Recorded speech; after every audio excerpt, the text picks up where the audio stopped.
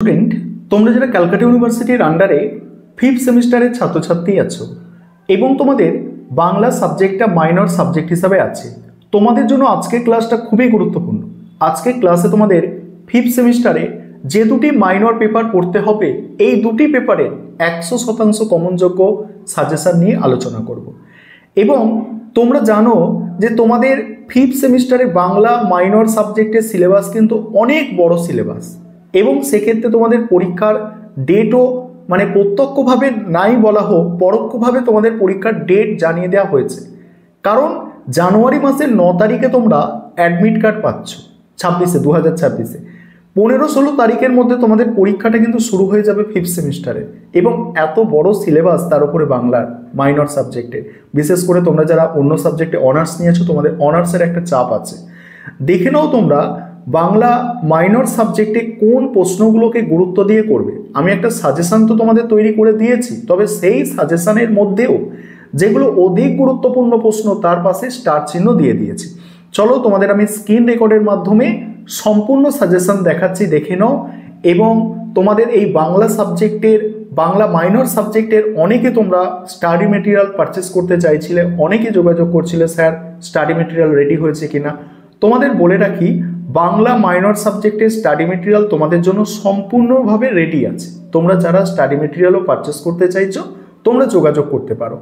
এখন তোমরা তোমাদের 5th সেমিস্টারে বাংলা মাইনরের যে দুটি পেপার পড়তে হবে, দুটি পেপারের সম্পূর্ণ সাজেশন তোমরা দেখে নাও। এবারে তোমরা দুটি পেপারের সম্পূর্ণ সাজেশন দেখে নাও। প্রথম যে পেপারটা তোমাদের আছে, বাংলা সাহিত্যের ইতিহাস আধুনিক যুগ, এটা তোমাদের MN3 পেপার, অর্থাৎ প্রথম মাইনর পেপার। তোমাদের প্রতিটা পেপার সিলেবাস 3টে মডিউলে ভাগ করা হয়েছে। এখানে প্রথম মডিউল থেকে 15 নম্বরের যে প্রশ্নগুলো তোমরা তৈরি করবে, দেখো তোমাদের সিলেবাস তোমরা জানো অনেক বড় সিলেবাস বাংলা সিলেবাসটা, এবং সেখান থেকে মোস্ট ইম্পর্টেন্ট প্রশ্ন আমি বাছাই করে রেখেছি, এবং তার মধ্যেও যেগুলো মোস্ট ইম্পর্টেন্ট প্রশ্ন সেগুলো স্টার দিয়ে চিহ্নিত করে দিয়েছি। যেমন মডিউল 1 থেকে প্রথম যে প্রশ্নটা আছে 15 নম্বরের, দেখো ফোর্ট উইলিয়াম কলেজের প্রতিষ্ঠা, উদ্দেশ্য এবং বাংলা গদ্য সাহিত্যে এর অবদান, অর্থাৎ ফোর্ট উইলিয়াম কলেজ দিয়ে প্রশ্ন তোমাদের আসবে।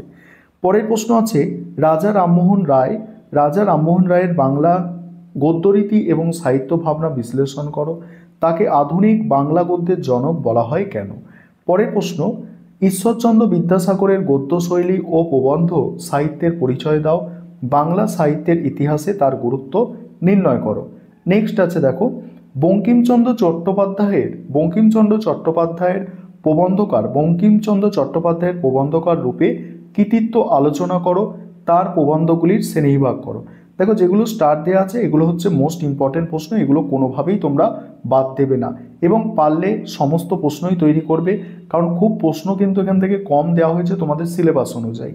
তারপরে দেখো পরের প্রশ্ন, রবীন্দ্রনাথ ঠাকুরের প্রবন্ধ সাহিত্যকে কটি ভাগে ভাগ করা যায়, তার প্রবন্ধের বিষয় বৈচিত্র্য ও শিল্প এবং বিষয় বৈচিত্র্য ও শৈলীর বৈশিষ্ট্য আলোচনা করো।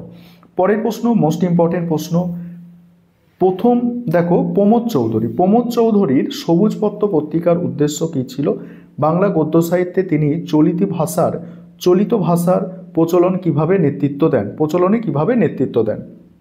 নেক্সট আছে দেখো বাংলা সাময়িক পত্রের উদ্ভব ও প্রাথমিক বিকাশের ইতিহাস আলোচনা করো এবং এর গুরুত্ব নিরূপণ করো। নেক্সট বুদ্ধদেব বসুর প্রবন্ধ সাহিত্যের প্রধান বৈশিষ্ট্যগুলি আলোচনা করে বাংলার সমালোচনা সাহিত্যে তার স্থান নির্ণয় করো। এবার এখানে দেখো, এখানে তোমাদের আমি টোটাল 8টা প্রশ্ন রেখেছি মডিউল 1 থেকে, তার মধ্যে যেগুলো মোস্ট ইম্পর্টেন্ট 1টা 2টো 3টে, তারপরে দেখো 4টে প্রশ্ন আমি স্টার দিয়েছি, অর্থাৎ 4টে প্রশ্ন এখানে আমি মোস্ট ইম্পর্টেন্ট রেখেছি, এবং ওই 4টে প্রশ্ন কোনোভাবেই স্কিপ করা বা বাদ দেওয়া চলবে না। এবং 5 নম্বরের প্রশ্ন দেখো মডিউল 1 থেকে, প্রথম প্রশ্ন শ্রীরামপুর মিশনের বাংলা গদ্য চর্চার ক্ষেত্রে অবদান সংক্ষেপে আলোচনা করো। নেক্সট আছে অক্ষয় কুমার দত্তের প্রবন্ধের ভাষা ও বিষয়বস্তুর সংক্ষিপ্ত পরিচয় দাও। প্যারীচাঁদ মিত্রের গদ্যশৈলীর বৈশিষ্ট্য কি, তিনি কেন স্মরণীয়। তারপরে কালীপ্রসন্ন সিংহের হুতম প্যাঁচার নকশার সাহিত্য মূল্য বা সমাজচিত্রের পরিচয় দাও। নেক্সট প্রশ্ন আছে বঙ্কিমচন্দ্রের দুটি বিখ্যাত প্রবন্ধ গ্রন্থের নাম ও বিষয়বস্তু উল্লেখ করো। পরের প্রশ্ন রবীন্দ্রনাথের রবীন্দ্রনাথের প্রবন্ধকার হিসাবে মননশীলতার পরিচয় দাও। নেক্সট, প্রমোদ চৌধুরীর মতে চলতি গদ্যরীতির সুবিধা কি এবং তার ছদ্মনামের তাৎপর্য কি। নেক্সট আছে সংবাদ প্রভাকর এর পূর্ববর্তী দুটি বাংলা সাময়িক পত্রের নাম ও গুরুত্ব লেখো। এখানেও দেখো 8টা প্রশ্ন আছে, তার মধ্যে আমি স্টার দিয়েছি 3টে প্রশ্নতে, ঠিক আছে। তবে 5 নম্বরের প্রশ্ন তোমাদের একটু বেশি করেই তৈরি করতে হয়। এবার মডিউল 2 থেকে দেখো, মডিউল 2 আলোচনা করব। তার আগে একটা বিষয় তোমাদের মনে করিয়ে দিই, তোমাদের এই বাংলা মাইনর সাবজেক্টের স্টাডি মেটেরিয়াল কিন্তু আমাদের রেডি হয়ে গিয়েছে। তোমরা অনেকে বাংলা মাইনর সাবজেক্টের স্টাডি মেটেরিয়াল পারচেস করতে চাইছিলে। তোমাদের বলে রাখি, নিচে যে হোয়াটসঅ্যাপ নাম্বার বা ফোন নাম্বার দেখতে পাচ্ছ, এই নম্বরে তোমরা যোগাযোগ করে বাংলা মাইনর সাবজেক্টের স্টাডি মেটেরিয়াল পারচেস করে নিতে পারো। এবার মডিউল 2 থেকে দেখো, মডিউল 2 থেকে প্রথম প্রশ্ন আছে বাংলা মহাকাব্য রচনায় মধুসূদন দত্তের কৃতিত্ব আলোচনা করো। তার সঙ্গেই আছে তার অমিথ্যাকর ছন্দের বৈশিষ্ট্যের প্রভাব লেখো। পরের প্রশ্ন বিহারীলাল চক্রবর্তীর কাব্য বৈশিষ্ট্য আলোচনা করে বাংলা কাব্য সাহিত্যে তার গুরুত্ব নির্ণয় করো। তাকে ভোরের পাখি বলা হয় কেন। নেক্সট, বাংলা গীতি কবিতার বিকাশে রবীন্দ্রনাথ ঠাকুরের অবদান বিশ্লেষণ করো। তার কাব্যের প্রধান কয়েকটি পর্বের সংক্ষিপ্ত পরিচয় দাও। নেক্সট, কাজী নজরুল ইসলামকে বিদ্রোহী কবি বলা হয় কেন। তার কাব্যের মূল সুর ও শৈল্পিক বৈশিষ্ট্য আলোচনা করো বা শিল্প বৈশিষ্ট্য আলোচনা করো। নেক্সট আছে দেখো, জীবনানন্দ দাশের কাব্য বৈশিষ্ট্য আলোচনা করো এবং আধুনিক বাংলা কবিতায় রূপকার হিসাবে তার মূল্যায়ন করো। নেক্সট, সুভাষ মুখোপাধ্যায়ের কাব্যের বিষয়বস্তু ও আঙ্গিকের বৈশিষ্ট্য আলোচনা করো। তাকে শ্রমিক কৃষকের কবি বলা হয় কেন। নেক্সট, দীনবন্ধু মিত্রের নাটকগুলির শ্রেণীবিভাগ করে তার নাট্য প্রতিভা মূল্যায়ন করো। নেক্সট, বাংলা নাট্য সাহিত্যে গিরিশচন্দ্র ঘোষের অবদান আলোচনা করো। তাকে বাংলা থিয়েটারের জনক বলা হয় কেন। নেক্সট, বিজন ভট্টাচার্য কিভাবে বাংলা নাটককে গণনাট্য আন্দোলনের প্রভাব নিয়ে এসেছিল। বাংলা নাটকে কিভাবে গণনাট্য আন্দোলনের প্রভাব নিয়ে এসেছিল, তার নাট্যরীতির বৈশিষ্ট্য আলোচনা করো। এবার 5 নম্বরের প্রশ্ন দেখো। 5 নম্বরের প্রশ্ন এই মডিউল থেকে দেখো, ঈশ্বরচন্দ্র গুপ্তকে সন্ধিক্ষণের কবি বলা হয় কেন। নেক্সট, রঙ্গলাল বন্দ্যোপাধ্যায়ের কাব্য রচনার বৈশিষ্ট্য সংক্ষেপে লেখো। নেক্সট, মধুসূদন দত্তের প্রহসনগুলির নাম ও বিষয়বস্তু কি। নেক্সট আছে দেখো, নেক্সট, যতীন্দ্রমোহন বাগচির কাব্যের প্রধান বৈশিষ্ট্য সংক্ষেপে আলোচনা করো। নেক্সট, বিভূতিভূষণ মুখোপাধ্যায়ের কাব্যের মূল সুর কি। নেক্সট, রবীন্দ্রনাথ ঠাকুরের দুটি সাংকেতিক নাটকের নাম ও বিষয়বস্তু লেখো। নেক্সট, দ্বিজেন্দ্রলাল রায়ের ঐতিহাসিক নাটকের বৈশিষ্ট্য সংক্ষেপে আলোচনা করো। নেক্সট, বিজন ভট্টাচার্যের রচিত 2টি বিখ্যাত নাটকের নাম উল্লেখ করো। এইগুলো 5 নম্বরের প্রশ্ন দেওয়া হয়েছে, যেগুলো মোস্ট ইম্পর্টেন্ট প্রশ্ন, তার পাশে স্টার চিহ্ন দিয়ে চিহ্নিত করা হয়েছে। এবার তোমরা মডিউল 3 দেখো। 3 নম্বর মডিউল, প্রথম প্রশ্ন, বাংলা উপন্যাসের উদ্ভব ও বিকাশে বঙ্কিমচন্দ্র চট্টোপাধ্যায়ের অবদান আলোচনা করো। ওর সঙ্গেই আছে উপন্যাসিক হিসাবে তার শ্রেণীবিভাগ ও কৃতিত্ব বিশ্লেষণ করো। নেক্সট, বাংলা ছোট গল্পের জনক রূপে রবীন্দ্রনাথ ঠাকুরের কৃতিত্ব আলোচনা করো। তার ছোট গল্পের বিষয়বস্তু ও আঙ্গিকের বৈশিষ্ট্য লেখো। নেক্সট আছে দেখো, শরৎচন্দ্র চট্টোপাধ্যায়ের ঔপন্যাসিক প্রতিভা মূল্যায়ন করো। তার উপন্যাসে সমাজ ও নারী চরিত্রের চিত্রণ আলোচনা করো। নেক্সট, বিভূতিভূষণ বন্দ্যোপাধ্যায়ের উপন্যাসের প্রকৃতি ও মানুষের সম্পর্ক কিভাবে চিত্রিত হয়েছে তা আলোচনা করো। তার উপন্যাসের বিশেষত্ব কি। নেক্সট আছে দেখো, নেক্সট, তারাশঙ্কর বন্দ্যোপাধ্যায়ের আঞ্চলিক উপন্যাসগুলির পরিচয় দাও। তার উপন্যাসে হাঁসুলিবাকের উপকথার গুরুত্ব কি। পরের প্রশ্ন আছে এখানে রায়কমল বা হাঁসুলিবাকের উপকথার গুরুত্ব কি। নেক্সট, মানিক বন্দ্যোপাধ্যায়ের উপন্যাসের মনস্তত্ত্ব ও সমাজ বাস্তবতার চিত্রণ আলোচনা করো। তার সাহিত্যে নিম্নবর্গের মানুষ কিভাবে স্থান পেয়েছে। এবার 5 নম্বরের প্রশ্ন এখান থেকে দেখো, বাংলা উপন্যাসের উদ্ভবকালে ইউরোপীয় সাহিত্যের প্রভাব কি ছিল। নেক্সট আছে, বঙ্কিমচন্দ্র চট্টোপাধ্যায়ের ঐতিহাসিক উপন্যাসগুলির নাম ও বিষয়বস্তু লেখো। নেক্সট, রবীন্দ্রনাথ ঠাকুরের ছোট গল্পের 4টি প্রধান বৈশিষ্ট্য সংক্ষেপে লেখো। নেক্সট, শরৎচন্দ্র চট্টোপাধ্যায়ের দুটি বিখ্যাত নারী চরিত্রের নাম এবং তাদের বৈশিষ্ট্য আলোচনা করো।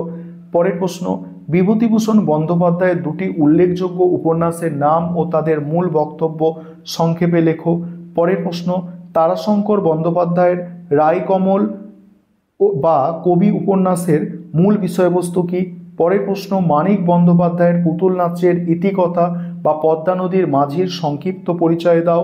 পরের প্রশ্ন, বাংলা উপন্যাসের বিকাশে আলালের ঘরের দুলালের গুরুত্ব কি? এই হচ্ছে তোমাদের প্রথম পেপারের সাজেশন। এবার দ্বিতীয় পেপারের সাজেশনটা তোমরা দেখো। এবারে দ্বিতীয় মাইনর পেপার যেটা আছে তোমাদের বাংলা সাহিত্যের প্রবেশক পাঠ, এই পেপারের সাজেশন তোমরা দেখো। প্রথম মডিউল কবিতা থেকে আছে। দেখো প্রথম প্রশ্ন হচ্ছে বিদ্যাপতি ও চণ্ডীদাস। বৈষ্ণব পদাবলী সাহিত্যে বিদ্যাপতি ও চণ্ডীদাসের কবি কৃতিত্বের তুলনামূলক আলোচনা করো। কাকে দুঃখের কবি বলা হয় এবং কেন? এর সঙ্গেই দেখো অথবা দিয়ে প্রশ্নটা আসতে পারে যে বিদ্যাপতি পদাবলীর কাব্য সৌন্দর্য ও দেখো ভাব গভীরতা আলোচনা করো। পরের প্রশ্ন লালন ফকির থেকে, সব লোকে কয় লালন কি জাত, গানটির আলোকে লালন ফকিরের অসাম্প্রদায়িক মানবতাবাদী চেতনার পরিচয় দাও। পরের প্রশ্ন আছে রবীন্দ্রনাথ ঠাকুর থেকে, রবীন্দ্রনাথ ঠাকুরের বলাকা কবিতার মূল বক্তব্য নিজের ভাষায় লেখো। এই কবিতায় যে গতিবাদ বা চাঞ্চল্যতার প্রকাশ ঘটেছে তা আলোচনা করো। নেক্সট আছে জীবনানন্দ দাশের সুচেতনা কবিতায় কবির ইতিহাস চেতনা এবং সমকাল ভাবনার যে পরিচয় পাওয়া যায় তা আলোচনা করো। নেক্সট শঙ্খ ঘোষ, বাবরের প্রার্থনা কবিতায় যে নিঃসঙ্গতা, অবক্ষয় ও ভবিষ্যৎ প্রজন্মের জন্য বাবার যে আরতি প্রকাশ পেয়েছে তা বুঝিয়ে দাও। নেক্সট আছে দেখো মধুসূদন দত্তের, বলছে হে বঙ্গ ভাণ্ডারে তব সনেটটির কবির দেশপ্রেম এবং মাতৃভাষার প্রতি যে অনুরাগ প্রকাশিত হয়েছে তা লেখো। এবার 5 নম্বরের প্রশ্ন দেখো। 5 নম্বরের প্রশ্নগুলো তোমরা দেখে নাও, এগুলো আর পড়ে তোমাদের বলছি না, তোমরা দেখে নাও, আমি স্ক্রল করে যাচ্ছি। কান্ডারি হুঁশিয়ার খুবই গুরুত্বপূর্ণ প্রশ্ন, যেগুলো অধিক গুরুত্বপূর্ণ তার পাশে কিন্তু স্টার দিয়ে চিহ্নিত করা আছে। আর তোমাদের এই যে MN4 পেপার, এই পেপারেরও কিন্তু স্টাডি মেটেরিয়াল আমাদের রেডি আছে। এবার মডিউল টু হচ্ছে ছোট গল্প। এখানে প্রথম যে প্রশ্নটা আছে 15 নম্বরের, শাস্তি। রবীন্দ্রনাথ ঠাকুরের শাস্তি ছোট গল্পে দেখো চন্দরা চরিত্র বিশ্লেষণ করো। চন্দরার অভিমান কি তার ট্র্যাজিক পরিণতির কারণ আলোচনা করো। পরের প্রশ্ন অভাগীর স্বর্গ। শরৎচন্দ্র চট্টোপাধ্যায়ের অভাগীর স্বর্গ গল্পে তৎকালীন সমাজ ব্যবস্থা, জাতিভেদ এবং কুসংস্কারের যে চিত্র ফুটে উঠেছে তা আলোচনা করো। তারপরের প্রশ্ন আদাব গল্পে সাম্প্রদায়িক দাঙ্গার পটভূমিতে দুটি ভিন্ন ধর্মের মানুষের মানবিক সম্পর্কের যে চিত্র সমরেশ বসু এঁকেছেন তা বিচার করো। পরের প্রশ্ন হারানের নাচজামাই থেকে গল্প অবলম্বনে তেভাগা বা কৃষক আন্দোলনের প্রেক্ষাপট আলোচনা করো। তারপরে 5 নম্বর প্রশ্ন দেখো। 5 নম্বর প্রশ্ন হচ্ছে চরণদাস MLA, ঠিক আছে, সমকালীন রাজনীতি ও সুবিধাবাদের দর্পণে চরণদাস MLA গল্পটির সার্থকতা বিচার করো। এবং এই মডিউল থেকে যেগুলো 5 নম্বরের প্রশ্ন রেখেছি তোমরা দেখে নাও, আমি স্ক্রল করে যাচ্ছি, এগুলো 5 নম্বরের। তারপরে তোমাদের 3 নম্বর মডিউল হচ্ছে দেখো যেটা আছে 3 নম্বর মডিউলে প্রথম প্রশ্ন মাইকেল মধুসূদন দত্তের একেই কি বলে সভ্যতা প্রহসন অবলম্বনে তৎকালীন কলকাতাতেও বাবু সমাজ বা নব্যবঙ্গ সমাজের অবক্ষয়ের চিত্রটি আলোচনা করো। এটা সবথেকে গুরুত্বপূর্ণ প্রশ্ন, তাই পাশে এটা লিখেও দেওয়া হয়েছে। তারপরে দেখো পরের প্রশ্ন, চরিত্র আলোচনা করতে হবে। একেই কি বলে সভ্যতা অবলম্বনে নবকুমার চরিত্রটি বিশ্লেষণ করো। তারপরে নামকরণ থেকে দেখো প্রহসনটির নামকরণের সার্থকতা বিচার করো। নেক্সট কি আছে দেখো প্রহসন হিসাবে সার্থকতা। একেই কি বলে সভ্যতা কি কেবল হাস্য কৌতুক ভরা নাকি এর মধ্যে গভীর কোনো ট্র্যাজেডি লুকিয়ে আছে বিচার করো। এবার 5 নম্বরের প্রশ্ন দেখো। 5 নম্বরের প্রশ্ন দেখে নাও তোমরা, আমি স্ক্রল করে যাচ্ছি। এই হচ্ছে তোমাদের দুটো পেপারের সম্পূর্ণ সাজেশন। এই প্রশ্নগুলো তোমরা করো, আশা করি তোমরা উপকৃত হবে এবং পরীক্ষায় মাইনর বাংলা সাবজেক্টের আর কোনো চিন্তা তোমাদের থাকবে না।